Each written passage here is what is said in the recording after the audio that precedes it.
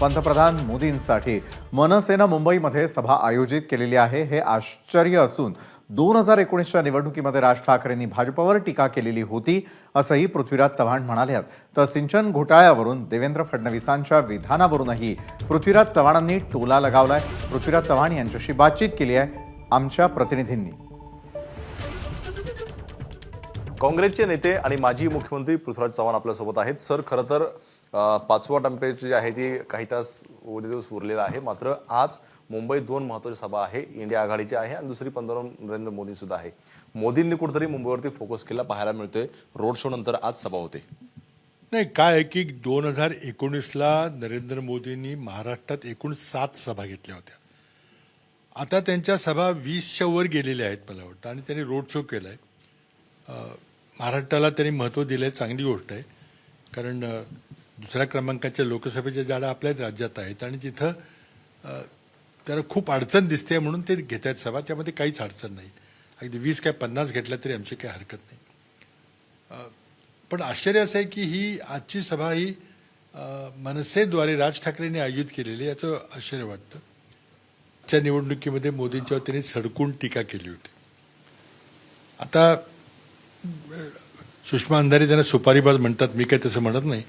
आता त्यांनी पार्टी बदललेली आणि त्यामुळे ते आता मोदींची त्यांनी कॉन्ट्रॅक्ट घेतलेलं असं मला वाटतंय। पण त्यांनी कोणाच्या बरोबर हात मिळवणी करावी, अजित पवारांना बरोबर घ्यावं, राज ठाकरेंना बरोबर घ्यावं, प्रकाश आंबेडकरांच्याकडून अप्रत्यक्ष मदत घ्यावी, हे त्यांचा अधिकार आहे। त्यांनी कसा प्रचार करायचा तो। जिरेटोपवरून खूप ट्रोल झालं, खूप टीका झाली प्रफुल्ल पटेलांच्या याच्यावरती। आता जिरेटोपाचा जो प्रश्न आहे पुन्हा असंच आहे की ज्याला महाराष्ट्राची मानसिकता समजत नाही तेच असं करू शकतात।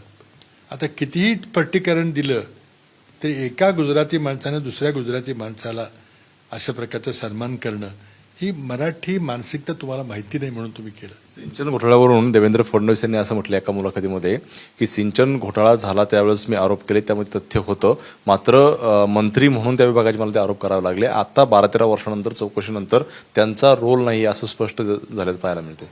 आता हे देवेंद्र फडणवीस यांना हा जावई शोध कधी लागला हे त्यांनी सांगितलं पाहिजे, आणि तो जर सांगितला असेल तर त्यांनी पंतप्रधानांना का ब्रीफ केलं नाही। आज पंतप्रधानांच्याकडं देशातल्या भ्रष्टाचाराबद्दल जास्त माहिती आहे का देवेंद्र फडणवीस यांच्याकडे आहे। जर माझा पंतप्रधान, माझ्या देशाचा पंतप्रधान एखादा आरोप करतो तर तो मी ग्राह्य धरायचा का देवेंद्र फडणवीस यांचं म्हणणं ग्राह्य धरायचं। आता आपण आज पंतप्रधानांची सभा आहे आणि या सभेमध्ये जे आहे पंतप्रधान मराठी भाषेला अभिजात दर्जा मिळवण्यासंदर्भात काही घोषणा करतात का, याकडे सगळ्यांचं लक्ष लागलेलं पाहायला मिळतंय। कॅमेरामन प्रशांत मनेसरसुने, एबीपी माझा, मुंबई। एबीपी माझा, उघडा डोळे बघा नीट।